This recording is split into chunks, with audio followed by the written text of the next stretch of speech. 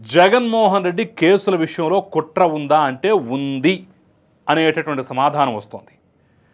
జగన్మోహన్ రెడ్డి కేసులు 10 సంవత్సరాలుగా నత్తనడకన సాగటం వెనుక కుట్ర ఉందా అంటే ఉంది అనేటటువంటి సమాధానం వస్తోంది.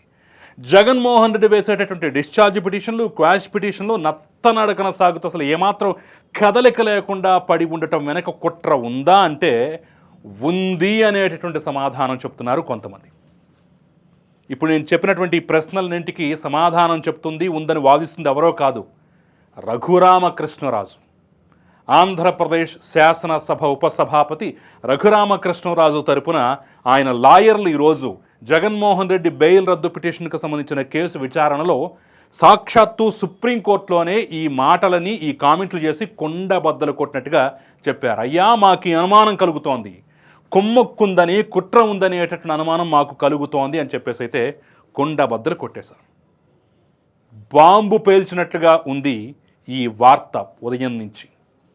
ఎస్, ఎందుకు ఆ మాట అన్నారు, అసలు ఈరోజు ఏం జరిగింది, విచారణ సందర్భంగా ఎలాంటి కామెంట్లు వచ్చాయి, ఏం జరిగింది, వాళ్ళ విచారణ తీరు తంతు ఏ విధంగా ఉంది, లా పాయింట్లు ఏ విధంగా ఉన్నాయనేది ఈ వీడియోలో క్లుప్తంగా చెప్పి, ఉదాహరణలతో సహా క్లుప్తంగా చెప్పి వివరించేటటువంటి ప్రయత్నం మాత్రమే ఈ వీడియో.